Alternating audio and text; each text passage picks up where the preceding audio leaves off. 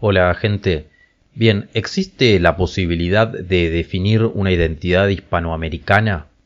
Bueno, para responder a esto, voy a estar usando un conjunto de ensayos del filósofo Alberto Buela, compilados desde el año 1974 hasta el 2020, dentro de los cuales este autor se ha dedicado a buscar nuestra identidad histórica, llegando, como vamos a ver, a resultados interesantes.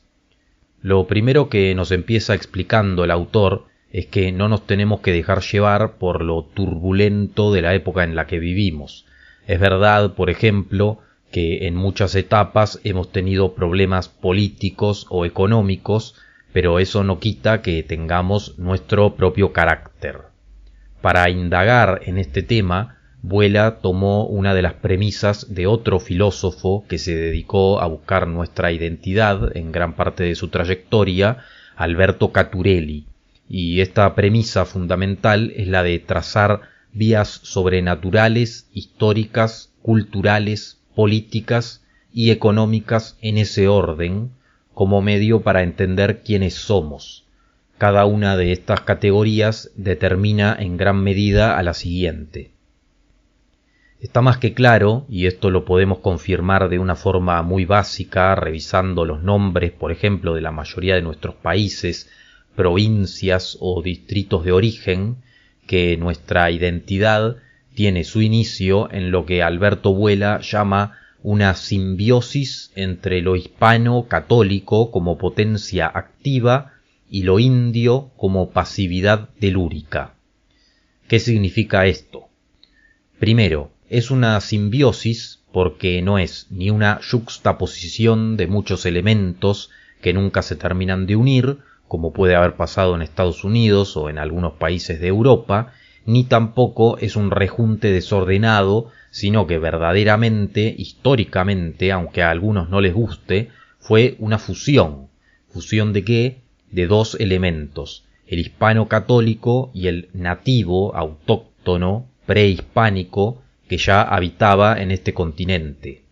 El hispano católico llegó al continente con la voluntad de descubrir lo que había y de extender su mensaje desde el siglo XVI en adelante, de ahí que se lo vea como potencia activa. Es una corriente que llegó sin ser alterada por ningún componente de lo que en este caso el autor llama la Revolución Mundial, es decir, era un catolicismo que no había sufrido ni la Reforma, ni la Revolución Francesa, ni a los bolcheviques, ni obviamente tampoco a las revoluciones tecnológicas o culturales de los últimos años. Traía, en definitiva, intacto al espíritu medieval y a una buena parte de lo greco-latino que había servido para darle forma. El nativo, autóctono del propio continente, en cambio, vivía una vida distinta, una vida telúrica. Gran parte de su vida la hacía en territorios que le eran hostiles, inhóspitos y solitarios, lo cual lo obligaba a estar pendiente al clima, a la fertilidad del suelo o a los movimientos de las especies que podía cazar. Buela nos explica que, derivado de esto, la forma de ver el tiempo del autóctono era diferente. Había un acostumbramiento a hacer las cosas cuando realmente deben ser hechas, a no hacer nada que no merezca la pena, un actuar cuando se debe actuar, un madurar con las cosas como el fruto en la planta o el pichón en el nido, que frente a la observación de autores influidos por sectores europeos como Francia o Inglaterra resultaba inentendible. Y aún así el nativo asumió al cristianismo profundamente, se arraigó en él casi que como algo vital, aspecto que junto con su forma de percibir al tiempo fue legado al gaucho y a las manifestaciones similares al gaucho que hay en nuestros respectivos países, y de esa figura del gaucho se trasladó al resto de nuestras poblaciones. Al aspecto hispano-católico, o incluso algunos podrían llamarle ibero-católico, Buela no lo ve simplemente como algo confesional, sino como una cosmovisión de la cual hay que entender características clave aun cuando algunos no sean creyentes, ya que ella nos legó una forma jerárquica de organizarnos, aun cuando legalmente somos iguales, unos valores clave para tratarnos entre nosotros, por ejemplo, valores a la hora de tratar al anciano, al joven aprendiz, a mujeres y a hombres, o también el trato dentro de las familias. Nos legó además una idea de qué ocurre luego de esta vida, lo cual nos determina nuestra forma de vivirla. También nos dio nuestra lengua, con todo lo que eso significa para nuestra forma de pensar, y también nos dio una valoración por distintos tipos de actividades que podemos realizar, ya sea a la hora de trabajar, estudiar o practicar algo como un pasatiempo. El aspecto autóctono nos legó principalmente una forma telúrica de percibir el tiempo, que en lugar de ser devorado desesperadamente como aquello que se pierde a cada segundo y que siempre tiene que reportar una ganancia, es visto como algo sobre lo cual actuar de manera prudente y oportuna cuando realmente es necesario. Este elemento, a su vez, mezclado con la costumbre de vivir en espacios inhóspitos y con los anteriores valores cristianos que mencioné, dejó en nuestras poblaciones un ideal de generosidad, de hospitalidad para toda persona de bien que realmente esté dispuesta a respetar la identidad propia y a hacerse parte de ella, o como dice Alberto Vuela literalmente, refiriéndose a nuestra tierra y a nuestra identidad, no es un hospital donde se recibe para que luego la persona vuelva a su ámbito. Lo que se busca es fundar arraigo. No es pura pasividad, exige instauración de valores. Así, con la fusión de todos estos principios que venimos mencionando, es como se le dio lugar a un todo autóctono, nuevo y diferente. Ahora, hay que tener bien en cuenta que varios elementos han aparecido para enturbiar las aguas y confundir a mucha gente que puede estar buscando la identidad de Hispanoamérica. Primero hay que tener presente que entre quienes han buscado nuestra identidad están quienes repasan la historia y a partir de ahí llegan a conclusiones sobre lo que somos, lo cual es correcto, pero también hay otra línea que ha querido permanentemente crear una nueva identidad en base a imitar lo que admiraban. Ramiro de Maeztu explica esto cuando habla de los afrancesados que ya estaban en el Imperio Español y de cómo ese espíritu imitador y admirador se traspasó a Sarmiento, y además podríamos dar el ejemplo de Alberdi, que directamente quería que habláramos francés. Esta segunda corriente anglo-francesa ha estado permanentemente buscando borrar un pasado de fusión hispana con lo nativo de casi 3 siglos, negando su fundamento histórico, intentando reemplazarlo por una cosmovisión deísta, neoiluminista, racional, que históricamente los ha llevado a defender o bien al liberalismo o bien a la socialdemocracia, ya que, como dice el autor, entienden lo nacional de acuerdo a su capricho subjetivo, en función de sus conveniencias, o también diría yo, de sus preferencias. Muchos de ellos han enmascarado su voluntad de poder, pero en verdad lo que buscan es tenerlo, y por eso necesitan desarraigar al pueblo, hacerlo olvidar por completo de su base fundacional. Para ellos esto no tiene nada de malo, ya que como están totalmente sesgados por su ideología, se quedan solo con las características que les convienen y desechan el resto. Bien podríamos ver esto en la actualidad cuando, como vimos solo algunos videos atrás, algunos queriendo oponerse a un modelo de dominio global, simplemente perciben a su nación como algo contrario a ese modelo de dominio, pero a lo propio nunca le dan contenido. Afirman que las raíces y la identidad son importantes, pero cuando uno pregunta cuál identidad y cuáles raíces, nunca van a reivindicar las propias, porque las circunstancias para ganar y tener el poder les van a exigir dejar de lado prácticamente todo. En definitiva, no son identitarios. Históricamente, estos grupos que idealizan, admiran y quieren imitar a lo liberal extranjero han entendido que los llamados cuerpos intermedios sí tienen importancia, lo cual en un principio puede sonar bien, puede ser un punto a favor, pero han querido que esos cuerpos sirvan un poco a la manera estadounidense como facciones antiestado que evitan su crecimiento desmedido. Serían cuerpos intermedios que se instrumentalizan desde el liberalismo para seguir defendiendo la visión del individuo contra el Estado, mientras que en la visión histórica de nuestra propia cosmovisión, los cuerpos intermedios directamente están arraigados y comprometidos con su identidad y con su historia, y no se dedican simplemente a limitar al Estado para defender al individuo, sino que directamente van a marcar el rumbo que es necesario para que desde el Estado se tomen las decisiones adecuadas. Parte de esta noción podría derivar en gran medida de las reflexiones que ha hecho Francisco de Vitoria de la Escuela de Salamanca alrededor de la potestad civil. Hablando rápido, él se preguntaba de dónde venía la legitimidad para que el rey tuviera autoridad, y su conclusión era que en realidad la potestad era dada de Dios al pueblo, pero el pueblo la delegaba en el rey. De ahí que también nuestro entendimiento del Estado no es el de una organización que está en contra del individuo y que contamina la moral de la persona por su propio funcionamiento en sí, que es la visión del Estado que tienen, por ejemplo, los libertarios, sino que simplemente lo vemos como un instrumento que puede ser utilizado de manera inteligente para bien o de manera negligente o malintencionada para mal.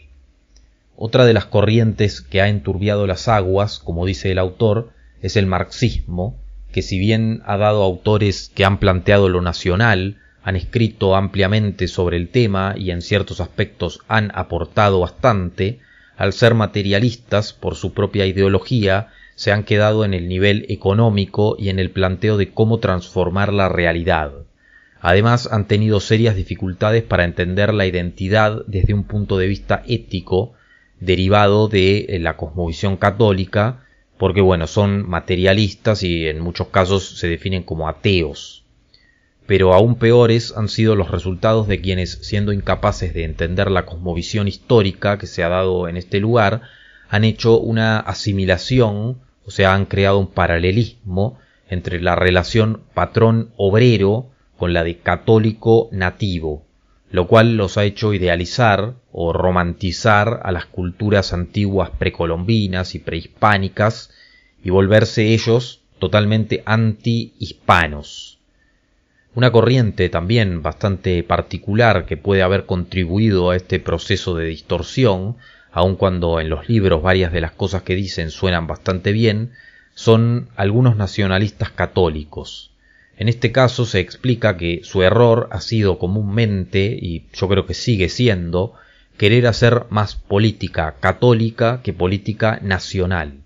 como si quisieran llevar adelante un programa que esté solo en concordancia con sus creencias, sin estudiar las características peculiares de nuestro país o de nuestra zona. Otra de las corrientes que en este caso ha enturbiado mucho las aguas también ha sido la socialdemocracia, sobre todo porque ha instalado la idea del Estado como medio para lograr el bienestar,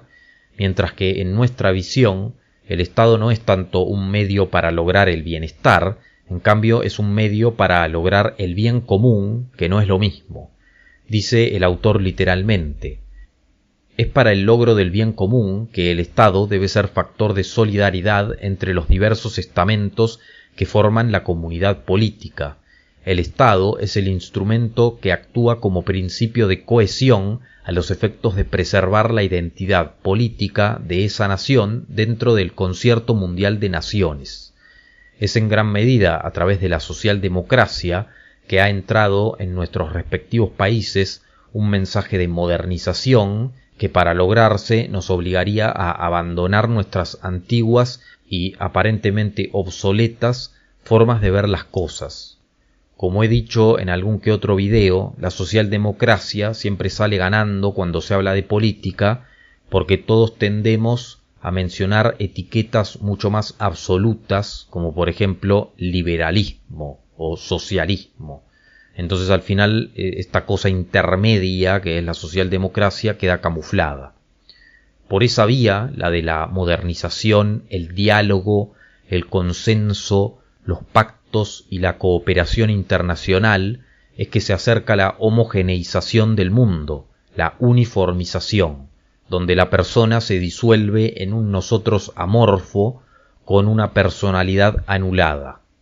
Ahora, si hay una cosa que queda clara que ocurre al vivir estas formas distorsionadas de ver nuestra identidad y la realidad, es que no solo perdemos la conciencia de quiénes somos, sino también de qué es lo que no somos, y de qué otras identidades o tradiciones no solo que son diferentes a nosotros, sino que durante mucho tiempo en nuestra historia directamente se han estado enfrentando a nosotros mismos. Está más que claro también que si nos preguntamos qué hacer, lo necesario es reivindicar nuestra propia identidad adaptada en alguna medida a las circunstancias en las que estamos viviendo actualmente. De otra manera se da una forma de colonización cultural en la que terminamos teniendo problemas que son totalmente importados de ciertos sectores de Europa o de Estados Unidos, como podría ser, por ejemplo, el conflicto entre modernidad y posmodernidad, un asunto que si bien ya lo podemos ver presente en nuestras ciudades, no es en absoluto creado por nosotros, viene más bien de otros sectores, por ejemplo, Europa o ciertos sectores de Estados Unidos, como dije recién, que pueden tener una base común con nosotros, a la que típicamente llamamos Occidente, pero con quienes también hemos hecho caminos bastante distintos en varios aspectos. Alrededor de esto, por ejemplo, podríamos citar una frase que el propio Alberto Vuela cita de otro autor, que dice: «Vosotros, los hispanoamericanos, habéis sido menos zapados por la fea edad moderna, menos corrompidos por el falso humanismo y racionalismo. Estáis más cerca del sentido de la vida humana, como drama trágico y divino, pues estáis más cerca de la Edad Media cristiana, en la que todos los valores de Judea, Grecia y Roma formaron parte de un organismo cósmico. Tenéis valores, mientras que nosotros solo tenemos entusiasmo», refiriéndose a la voluntad tecnológica y empresarial. Y a su vez, dice Alberto Vuela literalmente alrededor de todo este tema en general: «La raíz reúne en sí tres rasgos fundamentales. Es origen, sustentáculo y fuente de vida, de modo que arraigado es aquello que mantiene una unidad sustantiva con sus orígenes, de los cuales se nutre vitalmente para preservar su existencia». Otro aspecto que queda claro sobre el qué hacer aparece cuando el autor menciona que para poder llevar a cabo un destino propio, los respectivos gobiernos de nuestras naciones tienen que ser inteligentes y estratégicos en cuanto al manejo de ciertas riquezas propias por el poder económico en el que pueden transformarse, como puede ser el ejemplo de los yacimientos petrolíferos, entre muchos otros. En parte, como resumen de lo que venimos diciendo, podrían quedarse ustedes con también esta cita que estoy poniendo en pantalla. Ahora bien, si ya pasamos a algunas conclusiones. Bueno, este tema es algo que históricamente es muy cierto, pero por algún motivo en algunas redes sociales, especialmente Twitter y demás, está de moda hablar en contra de esto.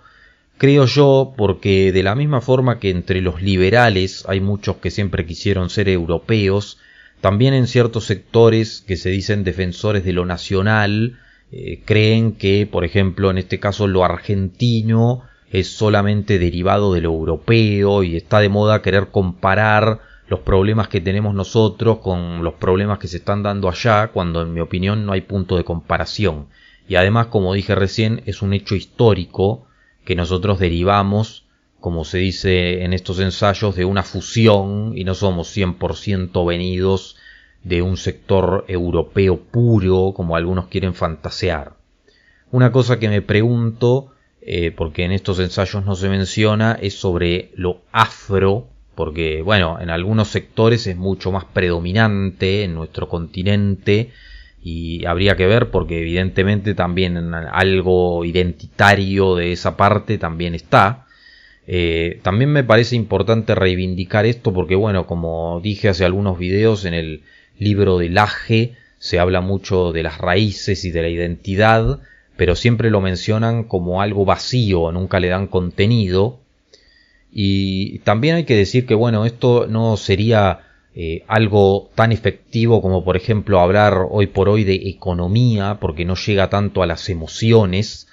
pero sí que en momentos concretos es algo que cuando sale a la luz separa quiénes están de un lado y quiénes están del otro, ¿no? Un poco como también es algo así Malvinas, es algo simbólico que un poco marca de qué lado está uno y de qué lado está otro. Además también creo que esto es interesante porque no solo que cuando uno se pone a estudiar sobre este tema te esclarece un montón de cosas que te pueden quedar claras, por ejemplo, hasta de cómo te llevaste con tal vez tus abuelos o incluso pueden ser tus padres, porque en muchos casos en nuestras familias por ahí nuestros abuelos todavía estaban muy influenciados por cosas tradicionales. Y además porque muchos hablan de amar lo propio, pero para tener ese aprecio por lo propio lo tenés que conocer y asumirlo como realmente fue. Además Alberto Vuela es para mí un tipo muy inteligente del que se puede aprender mucho. Así que bueno, pueden dejar lo que piensan en comentarios. Gracias por ver este video y nos vemos en el próximo. Un saludo.